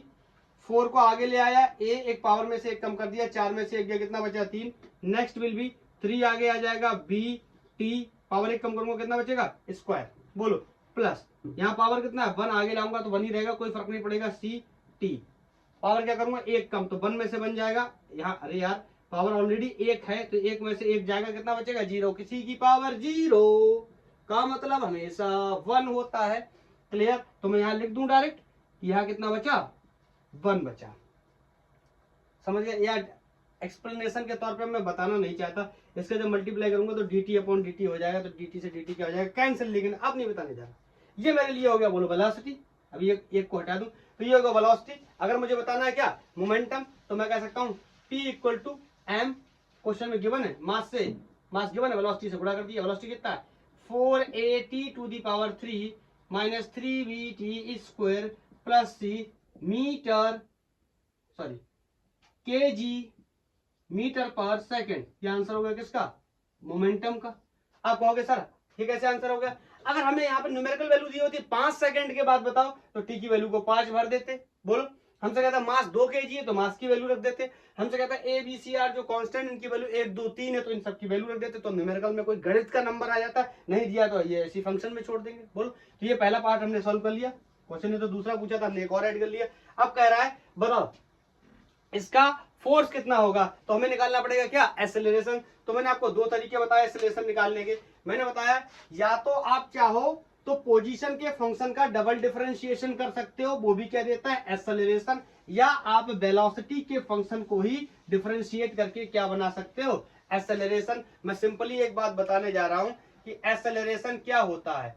या तो एक्सेलरेशन को हम dv अपॉन dt भी लिख सकते हैं, सबको पता है ये बात। या इसी को हम D square x upon D T square लिख सकते हैं। दोनों में डिफरेंस क्या है समझते हैं। ये वेलोसिटी का फंक्शन है, ये पोजीशन का फंक्शन है। आपको पता है कि अगर वेलोसिटी से डिस्प्लेसमेंट से वेलोसिटी चाहिए तो उसका क्या करते हैं, हम डिफरेंशिएशन करते हैं। जैसे कि अभी हम करके आए तो एक बार जब डिफरेंशिएट किया पोजीशन के फंक्शन को क्या मिल गया, वेलोसिटी। जब दूसरी बार डिफरेंशिएट करेंगे तो क्या कर देते हैं, दूसरी बार डिफरेंशिएशन में D square x upon D T square, ये सेकेंड डेरिवेटिव होता है पोजीशन का, जो कि क्या दे देता है, एक्सेलरेशन दे देता है। तो सिंपली मुझे इतना समझना है, इसको एक बार और डिफरेंशिएट करना है। तो मैं इसको करने चला एक बार और डिफरेंशिएट, बोल देता हूं फिर से, इस वैल्यू को एक बार लिख लेता हूं। v equal to 4at cube minus 3bt square plus c. बोलो क्या करने चला, डिफरेंशिएशन अगेन किसके साथ, विथ रिस्पेक्ट टू टाइम। तो अब मैं इसको हटा रहा हूं, थोड़ा सा जगह चाहिए मुझे। बोलो तो मैं कह सकता हूं क्या, बोलो वेलोसिटी को या तो मैं ऐसे भी लिख सकता हूं dv अपॉन dt, तो ये भी बन गया क्या, एक्सेलरेशन। या पोजीशन के रिगार्डिंग लिखूं, जो सबसे पहले इक्वेशन लिखा था that was x equal to something, समझ रहे हो ना, उसी के हिसाब से लिखूं। तो this can be also right, बोलो ये क्या बन गया, acceleration. This can be also right D square x upon D T square. मैं बार बार बता चुका हूं, ये पोजीशन के टर्म्स में, ये वेलोसिटी के टर्म्स में, लेकिन यहाँ कुछ नहीं, सिंपली क्या करना है, डिफरेंशिएट करना है। नियम भाई ये पावर को आगे लेना, पावर में से एक कम करना। तो ये कितना हो गया, 4 × 12 ए टी, पावर एक कम किया तो कितना बचा, 3 में से एक गया तो 2 बचा। यहाँ आगे लाए तो 3 × 2 = 6 bt, पावर में से एक कम किया कितना था 2, इतना रह गया 1। और कांस्टेंट्स का डिफरेंशिएशन हमेशा 0 हो जाता है। ये बात मैं आपको पहले से बता के चला आ रहा हूँ। अगर उसमें वेरिएबल मौजूद नहीं है तो उसका डिफरेंशिएशन क्या हो जाएगा, 0। और सी क्या है, कांस्टेंट। ये बात हमें पहले से पता है, क्वेश्चन ने हमें बता रखा है कि ए बी सी आर क्या है, कांस्टेंट है। तो यहाँ से जो एक्सेलरेशन की वैल्यू है that is 12t square minus 6bt आ गई। और मुझे बताना है force, that will be simply mass times of acceleration. This is the value of mass in the question is given m। हो सकता है 2, 4, 5 किलो भी दे रखे, लेकिन नहीं दिया है तो सिंपल ऐसे लिख देंगे m 12at square minus 6bt। This is the answer in Newton's. Clear, हमसे कह देता अगर ऐसे बोल देता ए बी सी जो कांस्टेंट है इनकी वैल्यू 1, 2, 3 करके कुछ दे रखी है, t इक्वल टू 5 सेकेंड के बाद बताइए कितना फोर्स होगा, तो हम इन सब की वैल्यू रख देते हैं। यहाँ पे प्रीवियस केस में जैसे मोमेंटम में मैंने बताया ऐसे यहाँ पे वैल्यू रख देते, तो कोई गणित का नंबर आ जाता। नहीं दे रहा है तो हम ऐसे ही छोड़ देंगे। बोलो क्लियर है। इस सवाल को कराने का उद्देश्य सिर्फ इतना ही है कि किसी भी वेरिएबल पोजीशन की इक्वेशन से हम कैसे निकालेंगे फोर्स, कैसे निकालेंगे डिस्टेंस, कैसे निकालेंगे डिस्प्लेसमेंट, कैसे निकालेंगे वेलोसिटी, कैसे निकालेंगे मोमेंटम। आई थिंक आप समझ चुके होंगे। डिफरेंशियल इक्वेशन का यूज करके वेलोसिटी, एक्सेलरेशन, डिस्प्लेसमेंट तो हमने बहुत निकाले काइनेमेटिक्स में, लेकिन कभी भी फोर्स नहीं निकाला था। This time we are dealing with the force, that's why हमने यहाँ पे क्वेश्चन ले लिया फोर्स का, उसके साथ साथ मोमेंटम को भी क्या कर लिया, ऐड कर लिया। बोलो क्लियर है। मैं सारी पॉसिबल वैरायटी को कवर करने की कोशिश कर रहा हूं ताकि आप कोई भी क्वेश्चन मिस आउट ना करें। बोलो क्लियर। तो ये हो गया हमारा क्वेश्चन। उसके बाद में अब हम लोग कुछ वेक्टर रिलेटेड प्रॉब्लम्स को लेने जा रहे हैं। मतलब क्वेश्चन वेक्टर फॉर्म में दिया होगा तो हम कैसे टैकल करेंगे। देखो साधारण क्वेश्चन था तो कैसे टैकल किया, अब वेक्टर फॉर्म में होगा तो किस तरीके से उसको टैकल करेंगे। बोलो क्लियर है। या फिर ये डिफरेंशियल इक्वेशन के टर्म्स में था तो कैसे टैकल करेंगे। आई थिंक आप मेरी वैरायटी को डेप्थ को समझ रहे होंगे कि मैं किस तरीके से पढ़ाने की कोशिश करता हूँ, किस तरीके से बताने की कोशिश करता हूँ। ये काफी वैरायटी क्लियर हो गई। अब वेक्टर की वैरायटी क्लियर कर लेते हैं, उसके बाद वेरिएबल मास सिस्टम की वैरायटी को भी क्लियर कर लेंगे और इसका लेक्चर को ऑफ कर देंगे। तो मैं नया क्वेश्चन ऐड करता हूं। ये यूनिट वेक्टर के टर्म्स में दिया हुआ क्वेश्चन है। यूनिट वेक्टर में दिया होगा तो हम कैसे करके सॉल्व करेंगे, ये भी हमारा एक पॉसिबल वैरायटी के अंदर आता है। देखते हैं क्या बोलता है। ये एम्स 2011 में पूछा गया था। ओके, बोल रहा है 0.2 kg मास का ऑब्जेक्ट है, rest is subjected to a force. ये कोई फोर्स दे रखा है तो वैल्यूज को नोट करना शुरू करता हूं और आप लोग क्या करेंगे, मैं वैल्यूज को नोट कर रहा हूं, आप लोग वीडियो को लेक्चर को पॉज करके आप लोग सॉल्व करेंगे। बोलो पहले आप सॉल्व करो, उसके बाद मेरा सोल्यूशन देखो, सबसे बेस्ट यही रहेगा। बोलो फोर्स की वैल्यू को भी नोट कर लेता हूं, 0.3i माइनस 0.4j कैप। बोलो what is the velocity after 6 second. मेरे को वेलोसिटी बतानी है 6 सेकेंड के बाद। आपने इसको पॉज कर लिया, नोट कर लिया, ट्राई कर लिया, सॉल्व करें। ओके देखते हैं। अब आप बताओ सबसे पहले तो वेलोसिटी निकालने के लिए क्या करना पड़ेगा, अगर मैं निकाल लूं फोर्स तो मुझे दिया है, मास भी दिया है, तो यहाँ से एक्सेलरेशन को मैं निकाल सकता हूं। अगर एक्सेलरेशन मिल गया तो मुझे 6 सेकंड के बाद मैं वेलोसिटी बता दूंगा, क्योंकि कहां से चलना स्टार्ट किया है, रेस्ट से चलना स्टार्ट किया है। आई थिंक ये आपके लिए बहुत इजी होने वाला है। बोलो, अरे सॉल्व तो ये वैसे ही होगा जैसे इक्वेशन से लगाकर ही होगा, लेकिन आज तक हम लोग इसके जो इक्वेशंस थे उनको स्केलर फॉर्म में यूज कर रहे थे।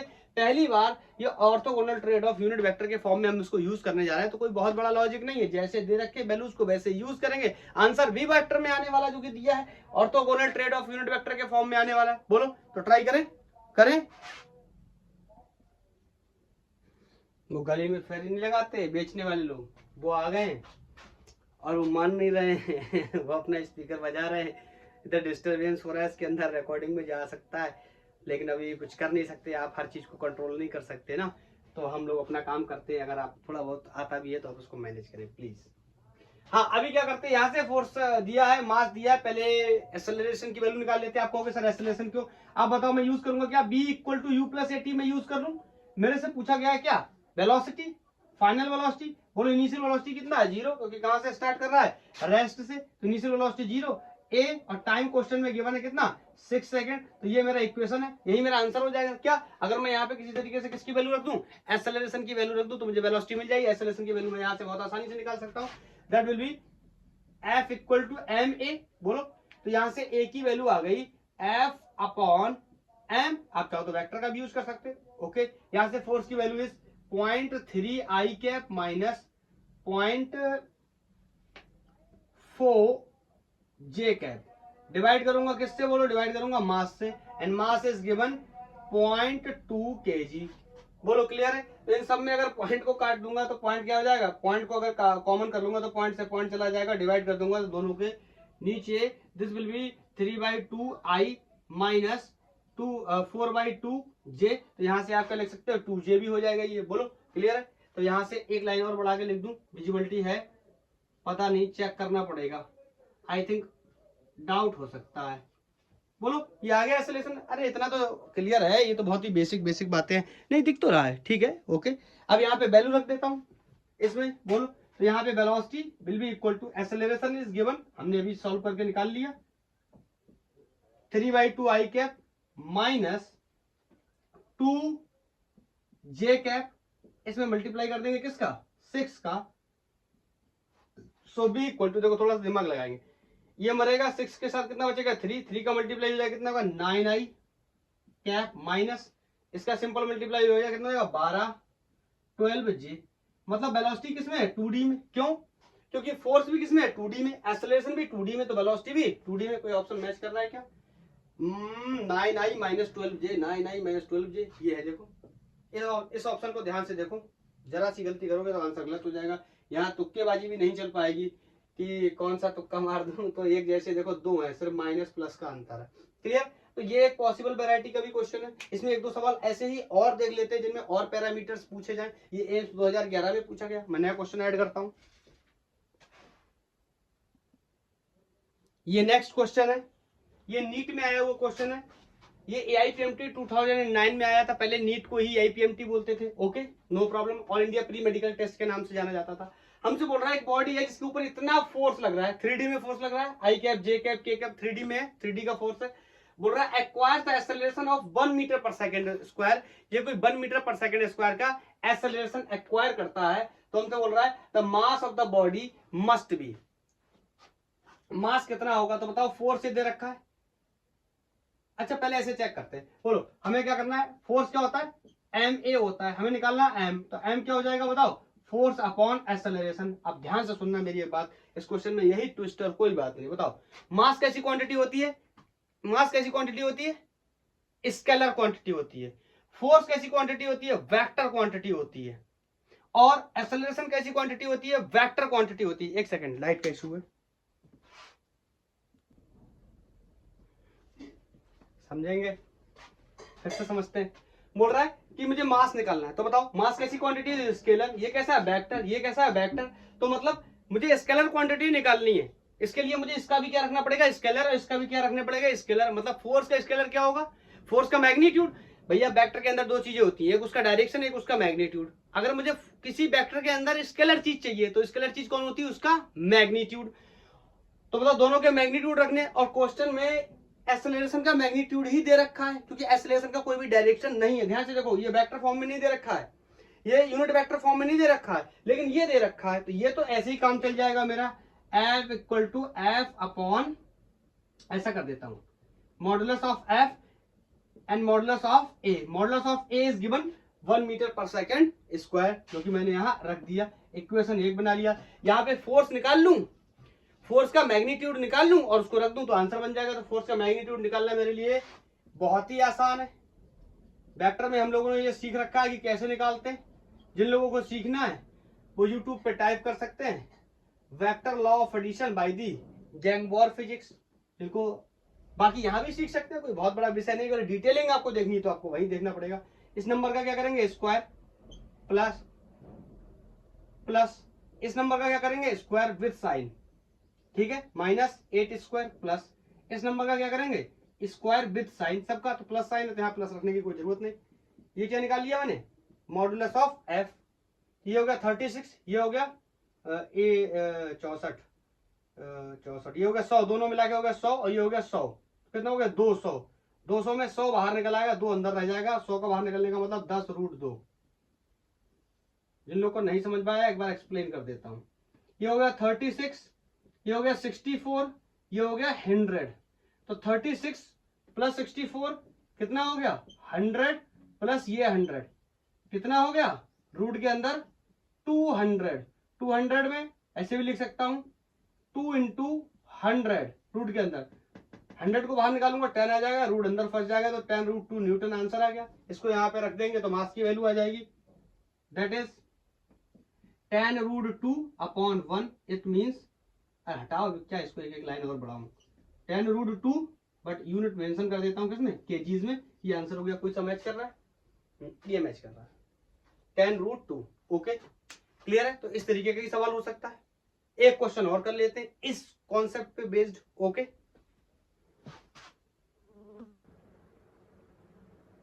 ये नेक्स्ट क्वेश्चन है, ये नेक्स्ट क्वेश्चन है, और ये जेई मेंस 2021 और 25 में लगातार 2 बार आया है। हमसे बोल रहा है कि फोर्स का वेक्टर दे रखा है 40I plus 10J cap x on a body of mass 5 kg।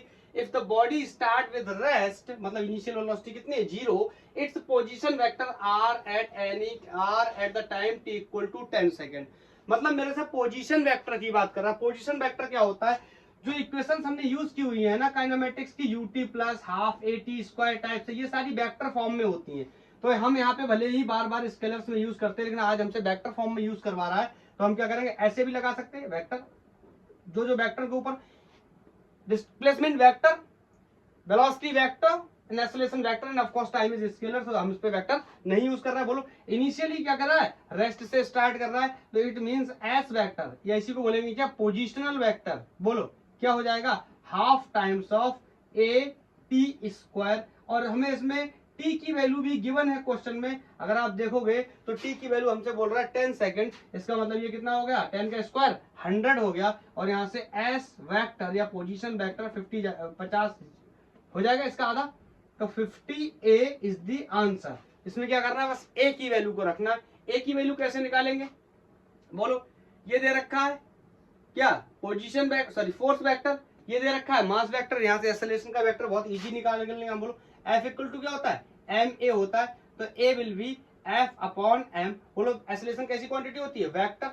Force कैसी क्वांटिटी होती है, वेक्टर। ये स्केलर आपको पता है, वेक्टर में स्केलर का मल्टीप्लाई करो फिर भी वेक्टर होता है, वेक्टर में स्केलर का डिवाइड करो फिर भी वेक्टर ही होता है, 2 वेक्टर नहीं।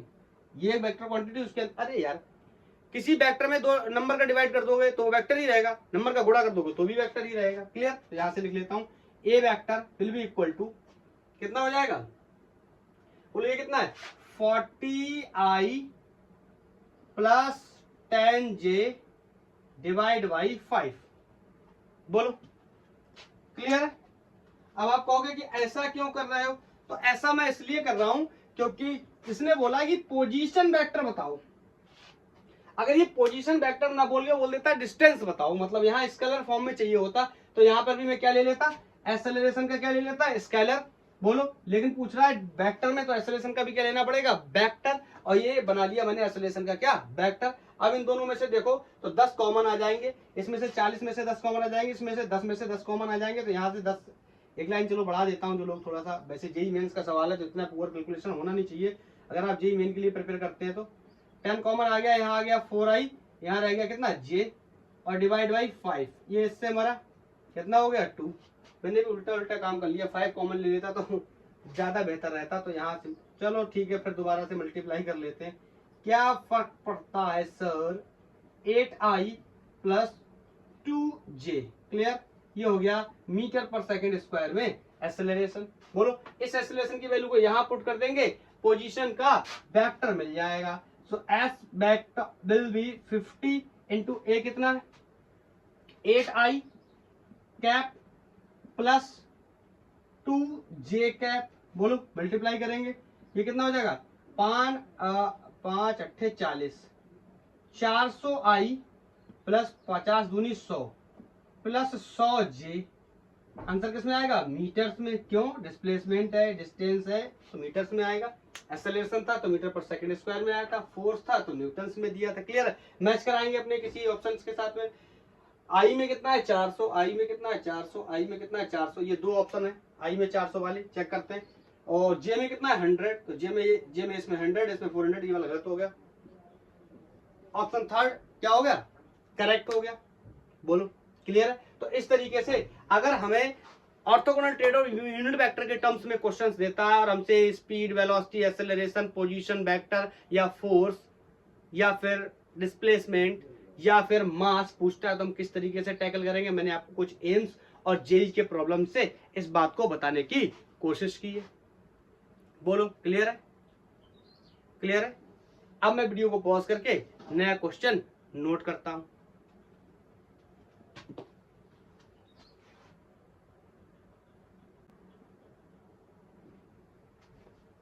गाइस, इस लेक्चर को यहीं पे कंप्लीट करते हैं, यहीं पे बंद करते हैं।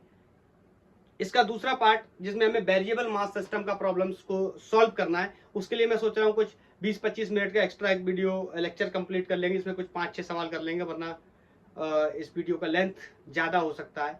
तो बोलो, आज के लिए इतना ही। थैंक यू, धन्यवाद। पढ़ाई करते रहिए। अगर आपका कोई सजेशन है तो आप मुझे बता सकते हैं।